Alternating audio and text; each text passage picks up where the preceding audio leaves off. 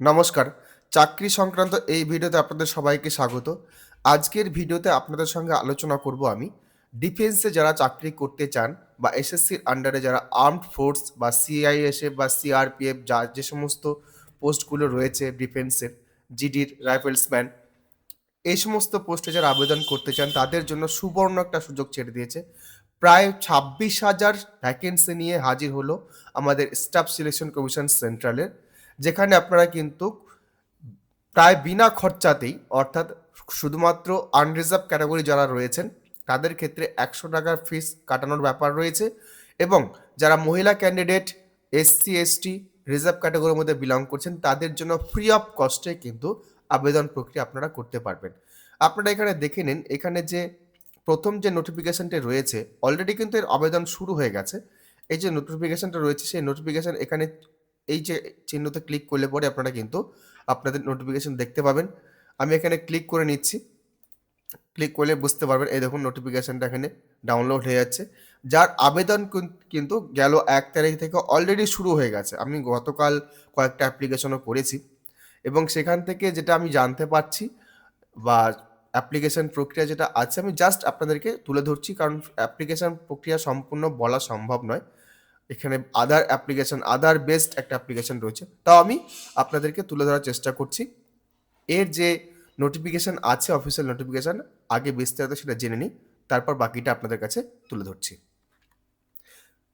এটা হচ্ছে তার অফিসিয়াল নোটিফিকেশন, দেখতেই পাচ্ছেন, যেটার আবেদন অলরেডি কিন্তু শুরু হয়ে গেছে। দেখতে পাচ্ছেন ১/১২/২০২৫ থেকে ৩১/১২/২০২৫, অর্থাৎ পুরো ১ মাস কিন্তু অ্যাপ্লিকেশনটা চলবে। লাস্ট ডেট হচ্ছে ৩১/১২, অর্থাৎ ৩১ তারিখ লাস্ট ডেট হবে, ৩১শে ডিসেম্বর। আর ফিস পেমেন্ট যেটা আছে তার পরের দিন ১/১/২০২৬ অবধি করা যাবে। এবার হচ্ছে যে কারেকশনের জন্য যদি কোনো ভুল ভ্রান্তি হয়ে গিয়ে থাকে, হ্যাঁ, তবে কথা বলে রাখি, ভুল ভ্রান্তি হয়ে গেলে কিন্তু আপনাকে ফিস পেমেন্ট করে সেটা কারেকশনটা করতে পারবেন। আপনি ফ্রি অফ কস্টে কারেকশন করতে পারবেন না। তো এখানে দেখুন সেই কারেকশন উইন্ডো ওপেন হচ্ছে ৮ তারিখ থেকে শুরু করে ১০ তারিখ, ৩ দিন কিন্তু চলবে। এবার tentative schedule of computer based examination সেটা হচ্ছে ফেব্রুয়ারি থেকে এপ্রিল ২০২৬। এই মাসগুলোর মধ্যে ফেব্রুয়ারি, মার্চ, এপ্রিল ৩ মাসের মধ্যে কিন্তু শিডিউল হওয়ার একটা সম্ভাবনা রয়েছে। এখানে টেন্টেটিভ কথাটা কিন্তু উল্লেখ করেই দিয়েছে। এবার আসছে দেখেন যে পোস্টগুলো রয়েছে। এই যে দেখুন এখানে সিআরপিএফ, বিএসএফ, এসএসএফ, টিটি অনেকগুলো পোস্ট এখানে রয়েছে আপনাদের সুইটেবল। তবে সবচেয়ে বেশি যেটাতে পোস্ট আছে সেটা হচ্ছে সিআইএসএফ। এই যে এইটাতে কিন্তু সবচেয়ে বেশি সিট আছে। সেটা আপনাদেরকে দেখাচ্ছি আমি। নিচের দিকে গেলেই আমরা দেখতে পাবো। এটা হচ্ছে তার সিট পরিসংখ্যান, যেখানে আপনারা দেখতে পাচ্ছেন বিএসএফ এ আপনাদের এখানে টোটাল সিট আছে ৬১৬টা। যদিও এটা all over India based. CISF এখানে দেখুন ১৪,৫৯৫টা সিট আছে। সিআরপিএফ ৫,৪৯০টা সিট আছে। এসএসবিতে সিট আছে ১৭৬৪টা। আইটিবিপিতে সিট আছে ১২৯৩টা। এআর এর সিট আছে ১৭০৬টা। এছাড়াও যেটা রয়েছে আরও একটা ক্যাটাগরি কিন্তু রয়েছে, সেটা হচ্ছে আপনার স্টাফ সেক্রেটারিয়েট, সেখানেও কিন্তু সিট রয়েছে কিন্তু। সেটা এখানে উল্লেখ করা নেই যদিও, কিন্তু আপনারা যখন অ্যাপ্লিকেশন করতে যাবেন তখন কিন্তু দেখবেন একটা প্রেফারেবল একটা অপশন থাকছে, যেখানে কিন্তু সেই পোস্টটা রয়েছে। সেখানেও কিন্তু মোটামুটি সিট রয়েছে, যদিও এখানে উল্লেখ করা নেই। এখানে আরও একটা পোস্ট দেখতে পাচ্ছেন এসএসএফ, এখানে ২৩টা পোস্ট আছে। টোটাল দেখুন ২৫,৪৮৭টা সিট রয়েছে, অর্থাৎ ২৫,৫০০ মতো সিট কিন্তু অলরেডি পাবলিশড করে দিয়েছে। এবার আসছি এজ লিমিটে। আপনাদের এজ লিমিট হচ্ছে ১/১/২০২৬ অনুসারে কিন্তু হচ্ছে সেটা। ১/১/২০২৬ অনুসারে সেই এজ লিমিটটা, এজ কাউন্টটা হবে, যেখানে বলা হচ্ছে যে আপনার ১৮ থেকে ২৩ বছর হতে হবে বয়সটা। আর আপনার সেই বয়সটা নির্ধারিত হবে ১/১/২০২৬ অনুসারে। ক্যান্ডিডেট বর্ন নট বিফোর ২/১/২০০৩ এর আগে যদি আপনারা জন্মগ্রহণ করেন, নর্মালি ক্ষেত্রে বলছি, রিজার্ভ ক্যাটাগরি বাদ দিয়ে ২/১/২০০৩ এর আগে জন্মগ্রহণ করলে সেক্ষেত্রে কিন্তু আপনি অ্যাপ্লাই করতে পারবেন না। আর ১/১/২০০৮ এর পরে যদি জন্মগ্রহণ করেন সেক্ষেত্রে আপনারা কিন্তু অ্যাপ্লাই করতে পারবেন না। এটা হচ্ছে টার্মস অ্যান্ড কন্ডিশন গেল এজ লিমিটের ক্ষেত্রে। এবার যারা রিজার্ভ ক্যাটাগরিতে বিলং করছেন, SC, ST, OBC, ex serviceman, তারা যে ছাড়গুলো পান সরকারি টার্মস অ্যান্ড কন্ডিশন অনুসারে সেটা কিন্তু আপনারা পাবেন এখানে সেটা উল্লেখ করে দেওয়া আছে। এবার আসছে এডুকেশনাল কোয়ালিফিকেশন। এখানে দেখতেই পাচ্ছেন আপনারা যে আপনারা শুধু যদি মাধ্যমিক পাস করে থাকেন তাহলে কিন্তু আপনারা কিন্তু অ্যাপ্লিকেশন করতে পারবেন। তো এখানে আরও একটা জিনিস উল্লেখ করা হয়েছে, 1/1/2026 আগে পাস করে থাকতে হবে, এটা কিন্তু উল্লেখ করা আছে। এখানে একটা গুরুত্বপূর্ণ পার্ট রয়েছে যেটা এনসিসির ব্যাপার। যারা এনসিসি করে রেখেছেন তাদের কিন্তু এক্সট্রা করে আপনাদের মার্কস বিভাজন রয়েছে, সেটা কিন্তু এখানে দেখতেই পাচ্ছেন। NCC A B C part, যারা 3টা পার্টে থাকেন, যারা গ্রাজুয়েট করতে গিয়ে আপনারা এনসিসি আপনারা কোর্সটি করেছেন গ্রাজুয়েটের সঙ্গে সঙ্গে, তাদের ক্ষেত্রে কিন্তু এখানে দেখতে পাচ্ছেন এনসিসি সি সার্টিফিকেট যারা বিলং করছেন তারা 5% of maximum marks of examination পাবেন। এনসিসি বি সার্টিফিকেট যাদের আছে তাদের 3% পাবেন, আর এনসিসি এ সার্টিফিকেট যাদের আছে তারা 2% পাবেন। তো এই জিনিসগুলো একটা ভাইটাল পয়েন্ট, এনসিসি থাকলে পরে এটা আপনারা সুযোগ সুবিধা পেতে পারেন। এবার আসছি ফিসের ব্যাপারটা। দেখুন এখানে অ্যাপ্লিকেশন ফি কি আছে। ফি অ্যাপ্লিকেবল বা পেয়েবল 100 টাকা। তারপর আছে when candidates belongs to scheduled caste, scheduled tribe and ex serviceman eligible for reservation are exempted from payment of fee. অর্থাৎ আপনারা কিন্তু এই যে রিজার্ভ ক্যাটাগরির মধ্যে ওমেন ক্যাটাগরি যারা ওমেন্স ক্যান্ডিডেট যারা রয়েছেন, রিজার্ভ ক্যাটাগরি এসসি এসটি এবং ইএসএম এক্স সার্ভিস যারা রয়েছেন, তাদের ক্ষেত্রে কিন্তু পেমেন্ট করার কোনো প্রয়োজন নেই, আপনারা ফ্রি অফ কস্টে করতে পারবেন।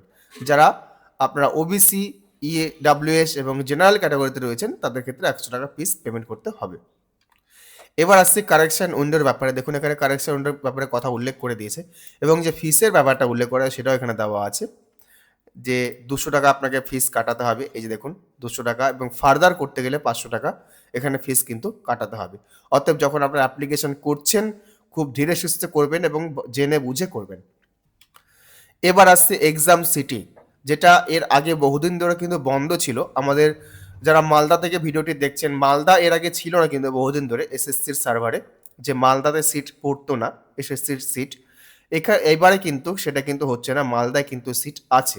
এছাড়াও যেটা যেটা হচ্ছে ইস্টার্ন রিজিয়নের ক্ষেত্রে শ্রী বিজয়পুরম, ধানবাদ, জামশেদপুর, রাঁচি, বালাসোর, বেরহামপুর, গঞ্জাম, ভুবনেশ্বর, কটক, মালদা, রাউরকেল্লা, সম্বলপুর, গ্যাংটক, আসানসোল, কলকাতা। অর্থাৎ এখানে কিন্তু শিলিগুড়িটা নেই, শিলিগুড়ির বদলে কিন্তু এবার মালদা কিন্তু রাখা হয়েছে। তো মালদায় কিন্তু আপনাদের যারা ভিডিওটি দেখছেন মালদা থেকে যারা আবেদনটি করবেন অবশ্যই তাদের ক্ষেত্রে কিন্তু সুবর্ণ সুযোগ, আপনারা কিন্তু মালদায় পরীক্ষাটি দিতে পারবেন। আর আরও একটা ব্যাপার, আপনারা কিন্তু বাংলায় পরীক্ষা দিতে পারবেন, এটা কিন্তু অ্যাপ্লিকেশন যখন করা হচ্ছে তখন কিন্তু বলা থাকছে বাংলায় কিন্তু পরীক্ষা দিতে পারবেন। এবার কোশ্চেন প্যাটার্নে আসি। কোশ্চেন প্যাটার্ন এখানে দেখতে পাচ্ছেন আপনারা যে আপনাদের পার্ট এ তে জেনারেল ইন্টেলিজেন্স 40 মার্কের থাকবে, 20টা প্রশ্ন। তারপরে general knowledge and general awareness part বিতে 40 নম্বরের 20টা প্রশ্ন। তারপর এলিমেন্টারি ম্যাথামেটিক্স প্রাথমিক অঙ্ক, সেটা হচ্ছে 20টা প্রশ্ন 40 নম্বরের।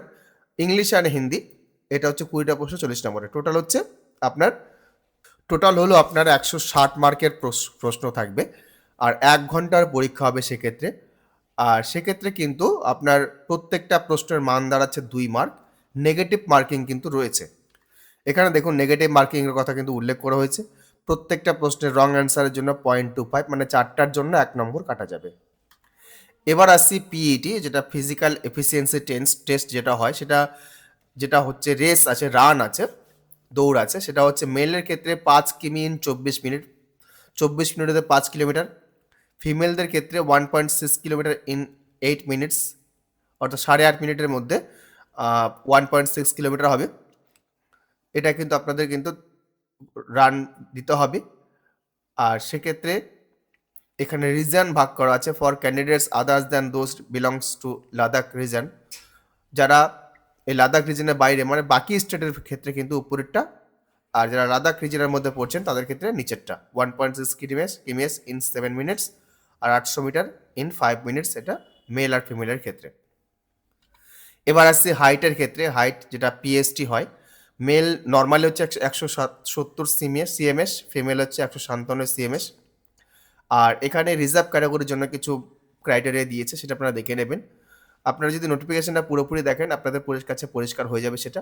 চেস্ট এখানে উল্লেখ করা আছে আনএক্সপেন্ডেড 80 সেন্টিমিটার, আর ম্যাক্সিমাম এক্সপেনশন 5 সিএমএস এখানে উল্লেখ করা আছে। রিজার্ভ ক্যাটাগরির জন্য কিছু চেঞ্জেস রয়েছে এখানে, আপনারা দেখে নেবেন সেটা। ওয়েটও এখানে বলা আছে।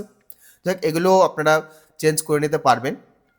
এবার এই অ্যাপ্লিকেশন করতে গেলে যে ভাইটাল পয়েন্টগুলো দাঁড়াচ্ছে সেটা হচ্ছে প্রথমেই আপনাকে কিন্তু আধার কার্ডের সঙ্গে মোবাইল নাম্বার লিঙ্ক থাকতে হবে। এটা ম্যান্ডেটরি। সেকেন্ড, আপনাকে কিন্তু আধার কার্ডে বায়োমেট্রিক আপডেট হয়ে থাকতে হবে, অর্থাৎ মুখের ফেস মিল হয়ে থাকতে হবে। রিসেন্ট আপডেটেড হয়ে থাকবে। কারণ আপনারা যদি বাচ্চাকালের ছবি আধার কার্ডে থাকে এবং সেক্ষেত্রে আপনি এখন চেঞ্জ করেননি, আবেদন করছেন, সেক্ষেত্রে কিন্তু অ্যাপ্লিকেশন করা খুব টাফ ব্যাপার হয়ে যাচ্ছে। কারণ আমরা যখন অ্যাপ্লিকেশনটা করছি শেষ পর্যায়ে গিয়ে ছবি যখন যেখানে আপলোড করতে হচ্ছে সেখানে দেখা যাচ্ছে যে আপনাদের লাইভ একটা বায়োমেট্রিক ছবি ফেস অথেন্টিকেশনের মাধ্যম দিয়ে নিচ্ছে। অতএব সেখানে কিন্তু আপনার যদি আধার কার্ডের সঙ্গে ছবি ম্যাচ না করে তাহলে কিন্তু আপনার অ্যাপ্লিকেশনটা সাবমিশন নেবে না বা ম্যাচ করবে না। তো এই জন্য বলা হচ্ছে যে আপনারা কিন্তু অবশ্যই আধার বায়োমেট্রিকটা আপডেট আগে করে নেবেন, যদি বাচ্চাকালের ছবি থেকে থাকে আগে সেটা আপডেট করুন, তারপর শেষে আবেদনে অংশগ্রহণ করুন। আর বাকি যে আপনাকে শুরু অ্যাপ্লিকেশন স্টার্টিংই হচ্ছে কিন্তু আপনার আধার অথেন্টিকেশনের মাধ্যম দিয়ে, অর্থাৎ অ্যাপ্লিকেশন করতে গেলে আপনাকে আধারের মধ্যে দিয়ে ঢুকতে হবে। আধার ওটিপি বেসড আপনাকে অ্যাপ্লিকেশনটা করতে হচ্ছে। আর বেশি সেরকম প্রবলেমটিক বা কোনো সেরকম কিছু নেই এই অ্যাপ্লিকেশনের মধ্যে। বাকি সব একই থাকছে। শুধু এবারে কি করেছে চেঞ্জেসটা, বায়োমেট্রিক আপনার লাস্টে ছবিটা নিচ্ছে, একটা লাইভ ফটো তুলছে, আর সেটা আপনারা কিন্তু ওই অ্যাপের মধ্যে দিয়েও করতে পারেন। একটা সিগনেচার আপলোড করতে বলছে। এছাড়া আপলোডিংয়ের সেরকম কিছুই নেই। তো এই হচ্ছে পুরো এসএসসির চাকরি সংক্রান্ত ব্যাপার। যদি আপনাদের ভিডিওটি কাজে লাগে এবং আপনাদের উপকার হয় অবশ্যই ভিডিওটি লাইক করবেন। অন্যদের জন্য অবশ্যই শেয়ার করবেন। ভিডিওটি যথেষ্টভাবে হাইপ করবেন এবং চ্যানেলটি অবশ্যই সাবস্ক্রাইব করবেন। ধন্যবাদ।